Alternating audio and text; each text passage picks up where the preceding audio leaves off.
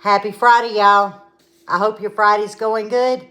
Mine, this deep in water, rained and rained and rained, and I had to get out in it early this morning to take my brother to his doctor's checkup. I've been wet, I've been dried. I've been wet, I've been dried. I'm pretty dry now, and I'm in the house, and it's right at 3 o'clock. Bud's coming in early. And y'all remember those chickens we got, the 2 Purdue whole hens? Can I confess something? When I made that statement, I don't know how they grew 2 birds to weigh the exact same weight. Y'all were so good to me. Y'all quickly reminded me they add water to the packaging.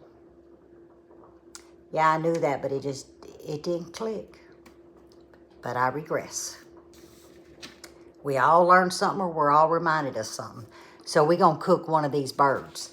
And what you see on the stove is mashed potatoes. Remember we talked about having maybe roasted chicken, mashed potatoes, gravy, and some of that broccoli. Well, I reserved some before I prepared it for the freezer. And that's going to be our supper. But this chicken is going to be supper tomorrow night with a Caesar salad. Sunday, unless the grandkids come over, I'm going to use the rest and make us a chicken salad. So this one $6 bird is going to feed us 3 days, 3 different recipes. That's a win-win. That's not but $2 a dinner. That cannot be beat. I like $1 a piece, right? So I'm going to drop the camera because I got to get this going. Oven is preheating to 425. What are we on? We're at 424, so, well, there you go. 425 Fahrenheit. I know I've got to learn to stress Fahrenheit because a lot of our friends work off of Celsius. Now, if you ask me what the temp is for Celsius, I ain't got a clue. You have to Google. But let's get down to the bird. I'll show you what I've done. Now, there's an actual word for this that I don't use, and it's called spatchcock chicken. It doesn't roll off the tongue well. It doesn't have an appealing sound, well, for Lippy. But the proper term is spatch chicken. Lippy don't call it that. Lippy calls it roasted chicken. But the way I'm going to cut it, we'll call it brokeback chicken. That sounds better than spatch chicken in my book. So, we fixing to have brokeback roasted chicken. Okay, I washed my bird very well, cleaned the inside, and I've had it sitting here with paper towels around it, getting it dry. And I may have to put another little bit of paper towel to it because you want the chicken dry. You don't want water on it. And I tell you what, I'm going to go ahead. Let me move this where y'all can, really see. There you go. I really want to make sure it's dry. Now, I will tell you, I'm impressed by the look of the chicken. You want to get them armpits dry. Don't be afraid of it. Now, a lot of people are going to show you scissors. Well, they don't make butcher scissors for left-handers. So, therefore, I don't use those butcher scissors. Bud does. I don't. Because I'm left-handed. And they won't cut right. Okay, I think it's good and dry. Now, let me wash my hands because I got to roll my sleeves up. Okay, my hands are clean. I wasn't about to put chicken hands on my sweater, which I could take my sweater off. Matter of fact, I think I will. It's getting a little warm in here anyway. Okay, I feel so much better. Now, I'm sure most of you know this, but if your chicken legs are looking up at you, you're in the wrong position. I always take my wings. This is a good indication. This is how I taught my daughter. And I make sure my chicken legs are away from me and the wings pointed out. Just as long as your legs are tucked under and pointing away from you, you're where you're supposed to be. Now, like I said, you can use kitchen scissors, which will go straight down this bone. I'm going to use a fillet knife. And the reason why I like to use a fillet knife, because I can work and see where I'm going, and it keeps me where I need to be. And most of you know, you don't go sawing. You just let the knife do the work for you, but you have to have a sharp knife.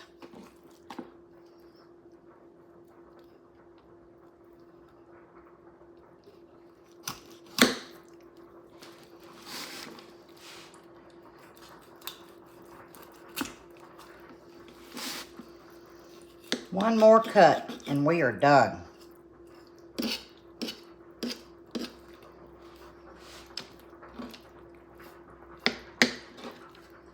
Now that's going to make some nice stock. All right, you see this big hunk of fat? I'm actually going to take that out too because I don't want that. I want the skin, but I don't want this big hunk.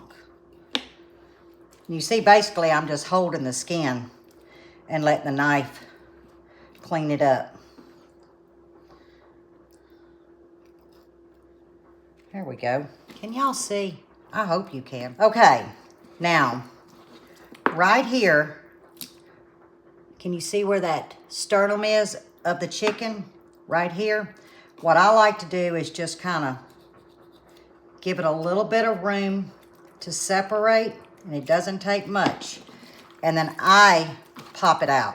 You see that? And I leave it in because it holds the breast intact.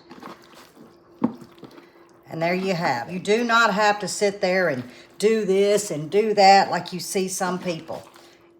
If you get this out correctly and you split and open that breastbone, which is the sternum, there is your chicken. I've got a stick of extremely softened salted butter. It got real soft on me, so I whipped it up. And this is where you make it your own, but I'm going to show you how I do it. I want to season it up with a little bit of garlic powder, a little bit of lemon pepper. I want that brightness. And my Cluckin' Good seasoning. If you're interested in the seasoning, just look down in the description and there'll be a link to my website. And that shaker is not going to work for Lippy. There we go. Now that was a tablespoon, guys. A little bit of black pepper. And yes, salt.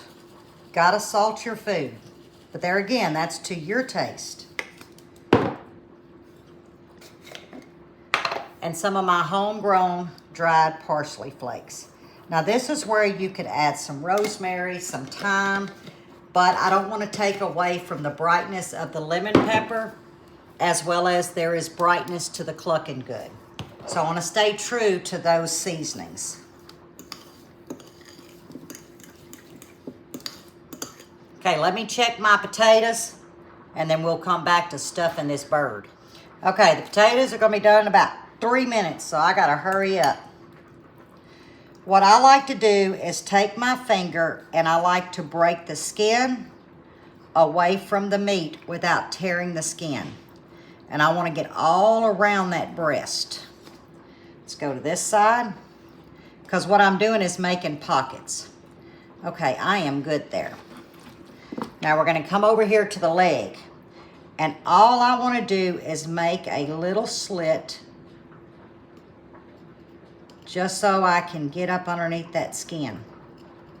Let's see, that ought to be enough without tearing it too much.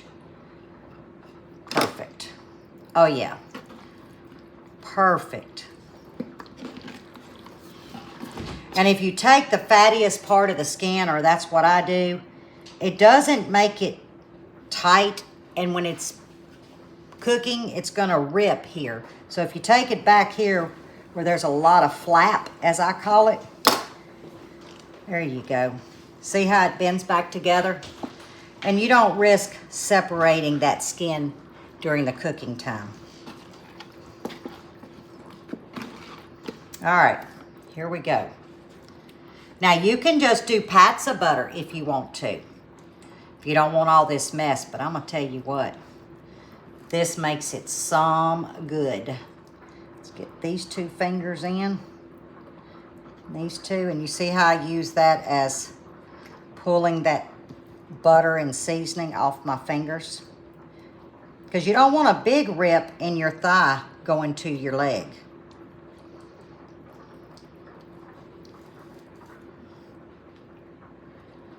Now, if you prefer to wear gloves, by all means.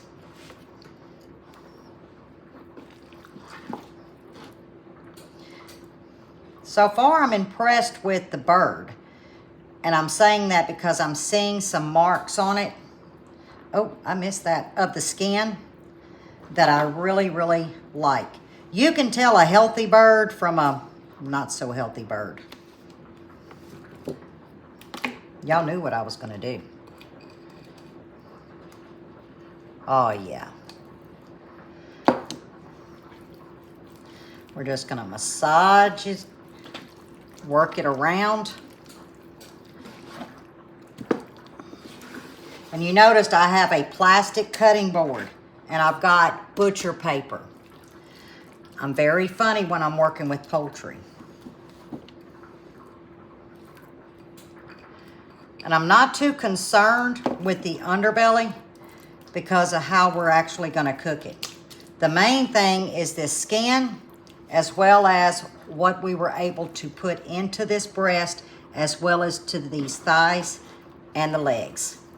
Now, y'all see what I've got to go do. I've got to wash my hands before we move any further. Now, y'all, I'm going to put a little bit more garlic olive oil in here. I've got some, but I want a little bit more.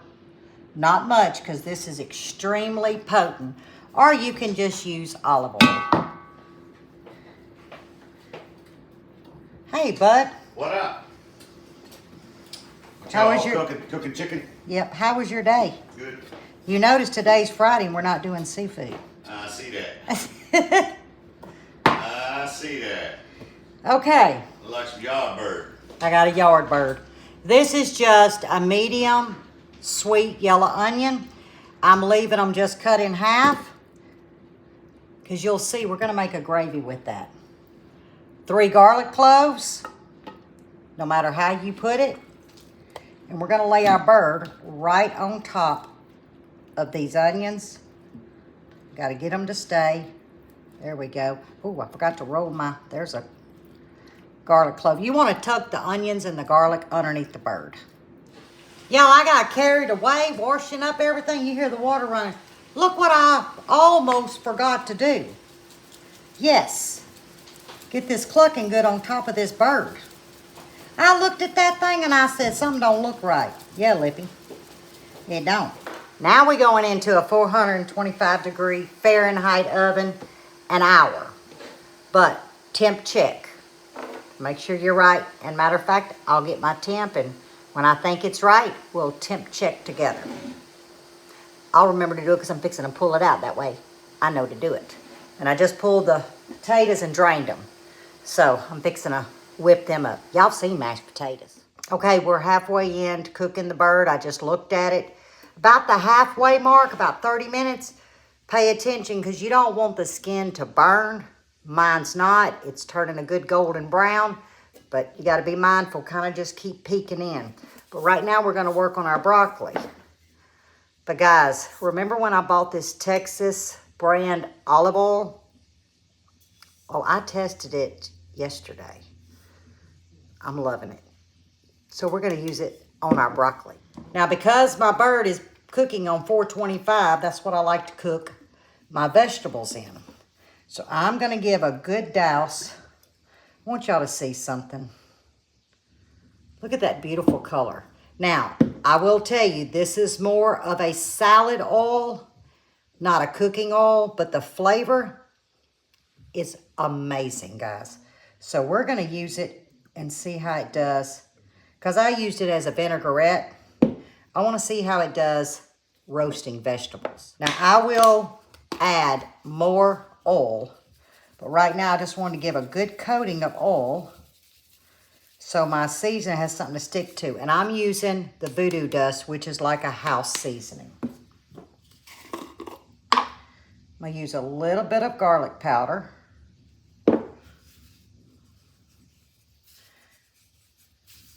We love garlic. And a scant of salt.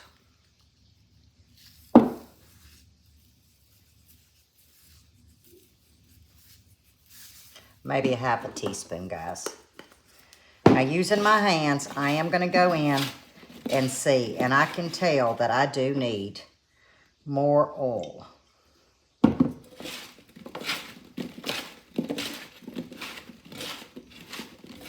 Now, you notice I didn't heavy season the broccoli. I'm just giving it a little flavor because we want to taste our broccoli. Oh, a little bit more. The broccoli's a little on the dry side, I see. It doesn't want to take to the oil. There we go. Okay. Which y'all told me to be careful with the fresh vegetables from Aldi's. All right, I'm happy with that. I'm putting that in the oven. I always put it in the last 30 minutes as I'm cooking the bird.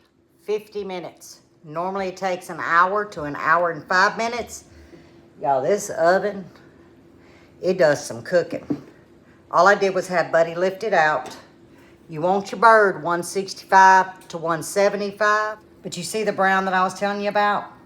That's why I tinted it just like this. Now I got to get the bird out because we got to make gravy. Oh yeah, y'all can see.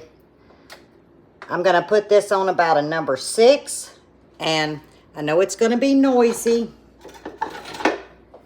but I got to get my gravy whisk out. I've just got some all-purpose flour sitting here.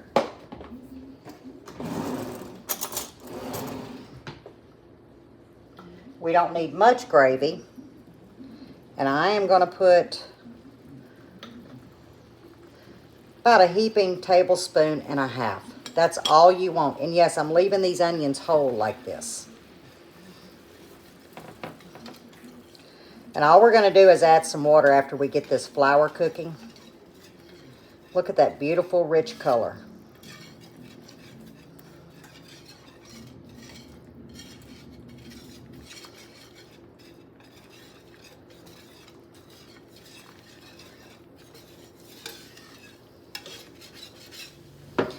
Got my water sitting there. I may need a little bit more water. The gravy thickness really depends on you. Now we will strain this to get all the big pieces of garlic and onion out. You don't have to, but it just makes for a pretty smooth gravy.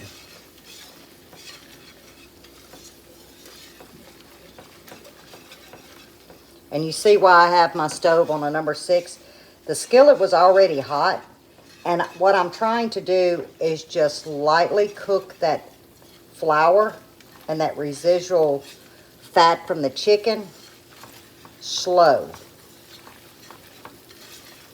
Because you don't want a flour taste, but if you put it too high up, you would burn it because of that skillet being so hot. Okay, now we're going to add a little water. A little bit at a time. Make sure your whisk is still going. You don't want it to clump. What a beautiful sight.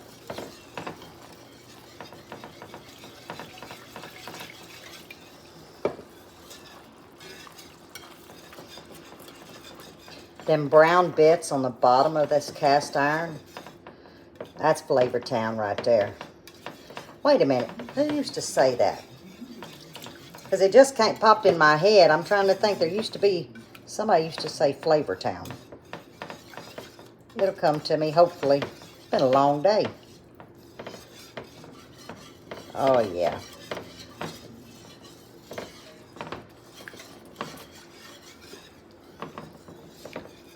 Now, you could use chicken broth, but with all of them flavors, I think water is just sufficient. because you could make it salty.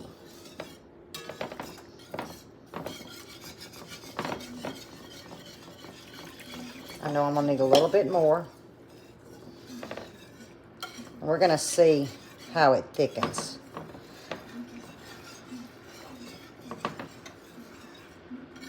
Oh yeah,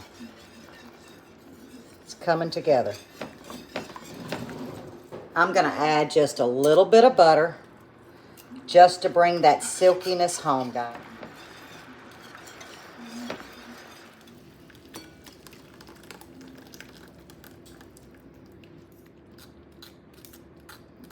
We want all that goodness out of there.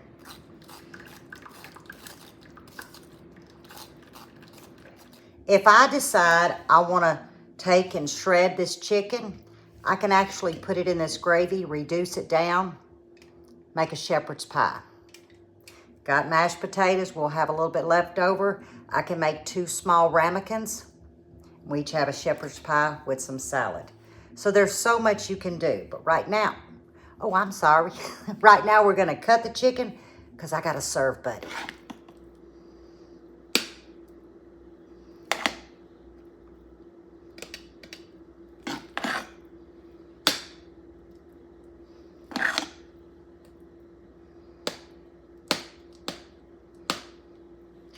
I have plenty for shepherd's pie.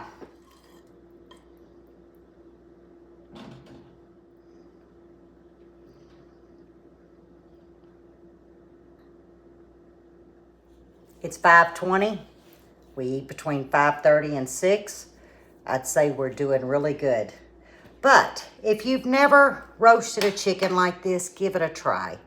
I showed you the trick. You don't have to sit there and bounce on it or anything. Just make sure you make 2 little slits, because where that sternum is, it's a round gristle. You know, it's a cartilage is what it is. But right behind it is 2 little bitty muscles. Well, if you can open around that sternum and just pop open, it flattens that chicken. You know, that's how I was taught. And of course I see all these new ways, and they mash it and all. I'm too old for all that mashing. It just makes it easier for me. But you can do it however you want to. But I hope you enjoyed visiting with me in the kitchen. It felt good to be back in the kitchen. I'm actually going to take a little piece of his, don't tell him, and see how Purdue chicken tastes. It tastes mighty fine.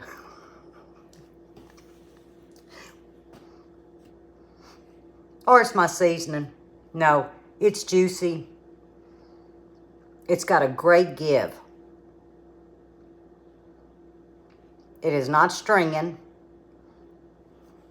I'm a fan. Told you I was a fan when I started washing it and really looking at it. I'll buy some more. It's still holding together, guys. That's a good bird. So, we will resume in the garden this weekend. Probably Sunday. Well, the greenhouse garden. I got to give it some attention. I've slacked for 3 days. It's cold. It's rainy. It's fine. But we really got to do some work on it. You know, clean it, make sure everything's fine, do some harvesting. So, I'm fixing to go serve Mr. Buddy. I hope your Friday and your Friday evening has been a blessed one. And your weekend be as blessed. So, as always, stay safe, stay well, and God bless. And I'll see you on the next one. Bye, guys.